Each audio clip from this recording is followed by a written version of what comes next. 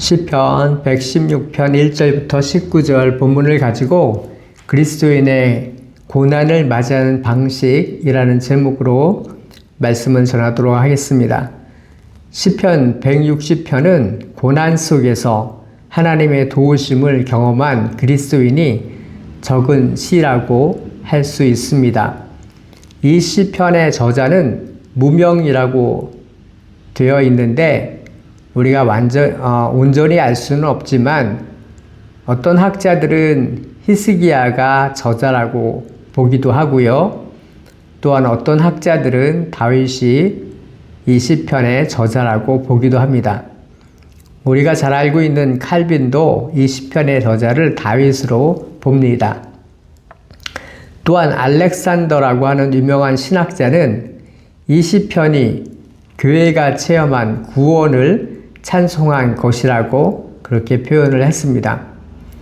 그러니까 많은 학자들이 동일하게 인정하는 것은 뭐냐 하면 이 시편이 고난을 당했었던 그리스도인이 하나님의 도우심을 경험하고 감사하는 고백을 한 것이라고 그렇게 말했던 것입니다. 다윗을 이 시편의 저자로 보는 사람들은 다윗이 사울에게 쫓기는 고난을 당했을 때, 그리고 아들 압살롬에게 쫓기는 어려움을 당했을 때 그의 삶에서 엄청난 고난이 있었을 것이라고 생각을 하죠. 그러니까 이 시편을 통해서 우리가 알 수 있는 것은 이 시편의 저자가 실제적인 삶에서 죽음에 이르게 되는 그런 고통을 겪고 있었다는 사실일 것입니다. 그러므로 생생하게 본문을 통해서 이런 부분들을 보여주고 있다는 것입니다.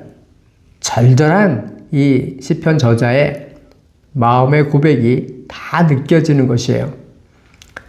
시편의 저자는 실제적으로 위협을 느꼈었고 또한 눈물의 고백을 드렸으며 살아계신 하나님의 놀라우신 도움도 역시 경험했다는 것이죠. 그러니까 하나님의 살아계심을 경험하는 것이 오늘날에도 우리 삶에서 가능하다는 말을 하고 있는 것입니다. 우리는 이러한 사실을 반드시 기억해야만 합니다. 살아계신 하나님을 경험하는 것이 옛날 이야기나 어떤 전설이 아니라 실제 우리의 삶에서도 반드시 나타날 수 있다는 사실을 오늘 본문은 우리에게 말씀해 주고 있다고 할 수 있습니다. 우리는 얼마나 고난을 경험할 때 하나님의 도우심을 먼저 구하는가 한번 생각해 볼 필요가 있습니다. 저는 시편 116편 오늘 본문을 묵상을 하면서 어떤 생각이 들었냐 하면 예수 믿는 사람은 적어도 어려운 환경이 찾아왔을 때 우리는 돌아갈 고향과 같은 곳이 있다는 생각이 들었습니다. 우리가 고향 생각하면 마음에 든든함이 있죠. 시편의 저자는 이런 고백을 하고 있어요. 1절에 여호와께서 내 음성과 간구를 들으심으로 내가 그를 사랑하는도다. 2절에 그의 귀를 내게 기울이셨으므로 내가 평생에 기도하리로다. 참으로 놀라운 고백이 아닐 수가 없습니다. 그리스도인은 언제 어디서나 하나님께 나아가서 기도할 수 있는 존재라는 것을 오늘 본문은 우리에게 보여주고 있습니다. 사망의 여러 가지 어떤 음침한 골짜기를 우리가 다닐지라도 또한 스울의 고통이 내게 이르러도 슬픔과 환난을 만날 때라도 우리는 기도할 수 있고 또한 하나님께 내 영혼을 건져 주십시오 라고 이렇게 외칠 수 있는 그런 놀라운 존재라는 사실을 오늘 본문은 우리에게 말씀해 주고 있어요. 그러니까 믿지 아니하는 사람들과 근본이 다른 사람들인 것을 우리는 알아야만 합니다. 믿지 아니하는 자들은 환난을 맞이했을 때 어떻게 반응을 하나요? 물론 긍정적인 반응으로 이겨내는 사람들도 없지 않아 있죠. 그런데 엄청난 고난이 올 때 사람들은 죽음을 생각합니다. 포기하고 절망하고 자포자기를 하는 경우도 많습니다. 그러나 예수 믿는 사람들은 이런 사람들과 다르다는 것을 오늘 본문은 우리에게 보여주고 있어요.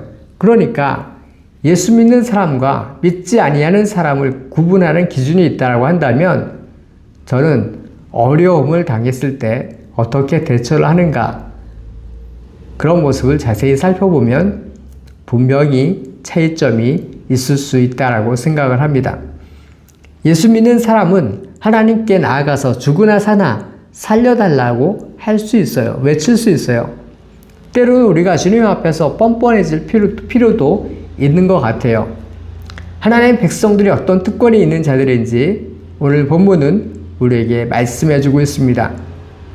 이런 부분들을 볼 때 우리는 놀랍다는 생각을 할 수 있어요. 그러니까 목회자이건 평신도이건 마찬가지로 육신을 입고 이 땅에 살아가는 동안에 인생들이 어려움을 완전히 피할 수는 없는 그런 존재이지요. 저 역시도 개인적으로 개척교회를 하면서 부정적인 생각을 할 때가 많이 있습니다. 오늘날에는 개척이 안 돼. 이런 생각들이죠. 너무나 전통적인 생각들을 하고 있는 것이죠. 돈이 필요하고 여러 가지 배경이 필요해. 이런 생각들이 자연적으로 들죠. 주님은 저에게 수많은 영혼들이 하나님 말씀에 갈급해하고 있다라고 저에게 말씀하시는데도 불구하고 저는 인간적인 생각을 할 때가 많습니다. 그러나 눈을 들어서 저 멀리 봐야 돼 라고 주님께서 말씀하십니다.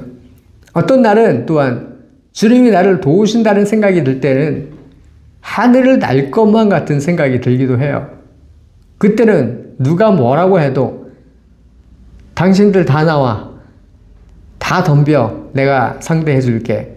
이런 생각이 가득히 마음속을 채울 때 그런 날이 있는가 하면 또한 어떤 날에는 세상 모든 것들이 다 나를 외면하고 대적하고 덤벼들고 세상에 내 편은 하나도 없는 것 같이 그런 느낌이 들 때도 또한 있어요. 한 주간은 살면서도 그런 때는 마음의 부담감이 상당히 있습니다. 사탄이 엄청나게 공격을 해오기도 합니다. 이렇게 우리가 이 땅에 살면서 사망의 어두운 골짜기를 걸을 수 있다는 사실을 오늘 본문은 우리에게 동일하게 말씀해주고 있다는 것이죠. 우리가 이러한 어려움이 찾아왔을 때 어떻게 할 수 있는가? 우리는 이상한 일을 당하는 것처럼 생각하지 말아야 합니다. 어떤 교회에서는 교회 다니면 어려운 일들이 하나도 없을 것이라고 생각하게 하게끔 착각하게 하는 그런 교회도 오늘날 있을 수 있습니다.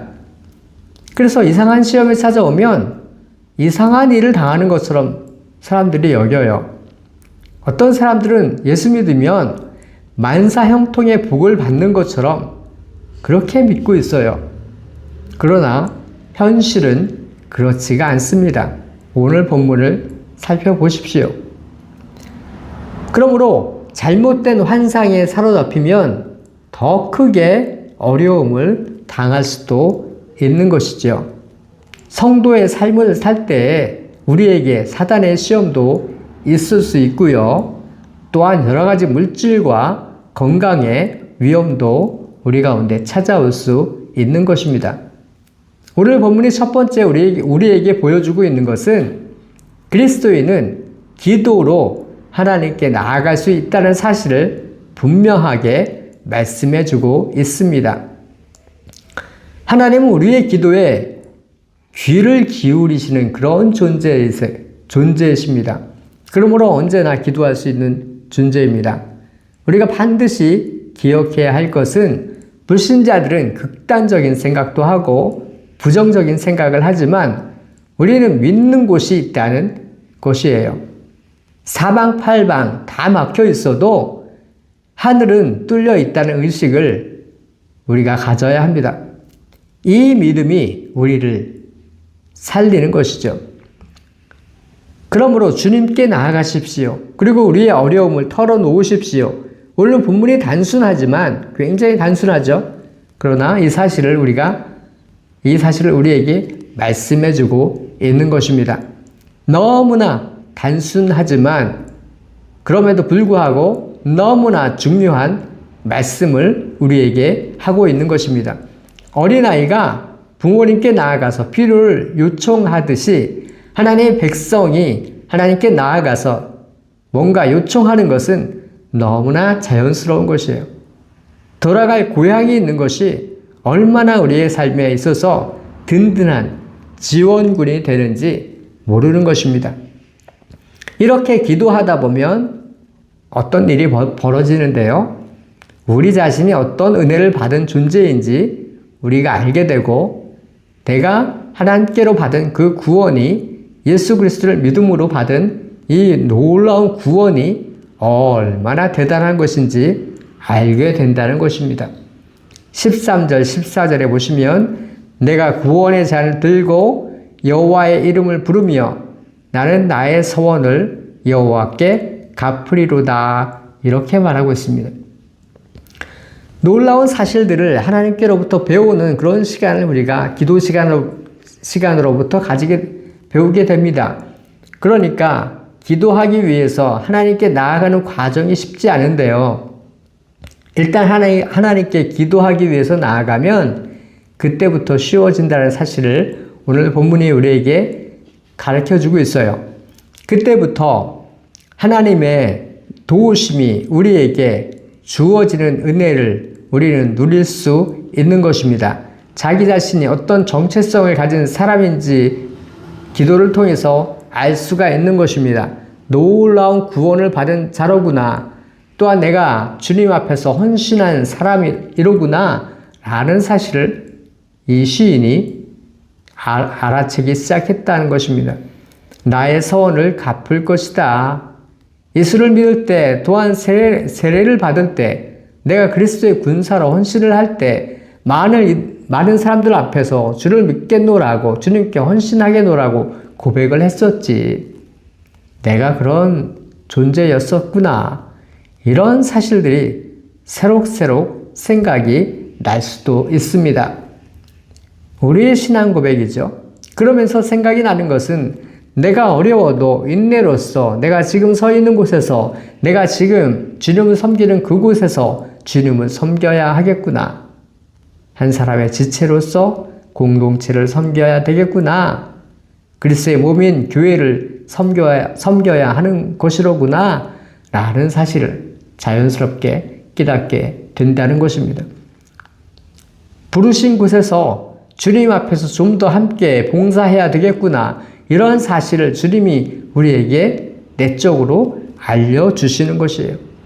어떤 이는 목사로 부르셨고 어떤 이는 사모로 부르셨고 또한 어떤 이는 평신도 교사로 부르셨고 구역장으로도 부르셨고 여러 가지 직분으로 우리를 하나님께서 부르셨습니다. 그리스도의 몸인 교회 공동체를 섬기기 위해서 하나님께서 부르셨습니다. 우리를 부르신 곳에서 주님을 섬겨야 되겠구나. 이런 사실을 깨닫게 하시고 우리 안에 새로운 마음을 주시는 것이에요.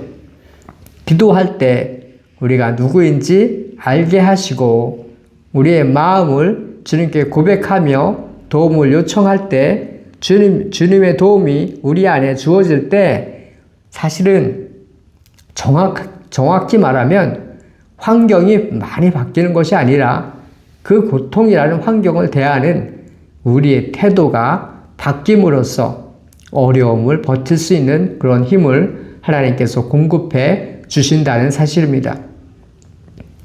우리를 하나님께서 세워주시는 것이에요. 환경이 변한 게 많이 없는데 그럼에도 불구하고 우리의 태도를 변화시켜 주셔서 어려움 가운데에서도 찬양하게 만드시는 분이 하나님 아버지시라는 것입니다.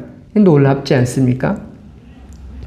이렇게 하셔서 살아계신 하나님을 경험하게 하세요. 영적으로 한 단계 성숙하게 하시는 것입니다. 시편 저자가 그런 경험을 하고 있는 것입니다. 환경이 변한 것이 아니라 그 환경을 바라보는 시인의 마음이 변한 것이에요. 태도가 변한 것입니다. 주님은 이렇게 우리를 부르신 곳에서 주님께 봉사하고 주님을 찬양하기 위해서 우리를 주님은 부르셨습니다.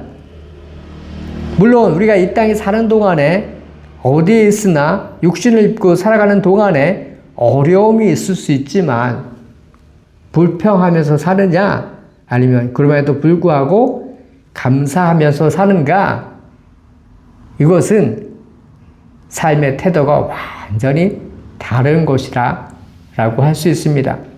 17절에 보시면 감사제를 드리고 여호와의 이름을 부르리이다 라고 말하고 있어요. 태도가 완전히 달라진 것이죠. 생각이 달라진 것입니다. 하나님을 향한 헌신의 마음이 달라졌습니다. 주를 위해서 살고자 하는, 헌신하고자 하는 놀라운 고백이 신의 마음 깊은 곳에서 터져 나오고 있다는 것입니다. 이런 놀라운 고백이 우리 마음속에서도 나오게 되기를 바랍니다. 하나님께서는 고난 가운데에서 우리에게 말씀하셨고 이제는 우리가 무엇인가 해야 할 차례인 것이죠. 주의 은혜가 한 주간 동안에 여러분의 삶 가운데에서도 넘쳐나게 되기를 바랍니다. 우리가 이 땅에 사는 동안에 때로는 시험이 찾아오지만 그것이 우리를 절대로 넘어뜨리지 못할 것임을 오늘 본문을 통해서 확신하시고 승리의 고백을 할 수 있는 귀한 성도 여러분들 되시기를 바랍니다. 기도하도록 하겠습니다.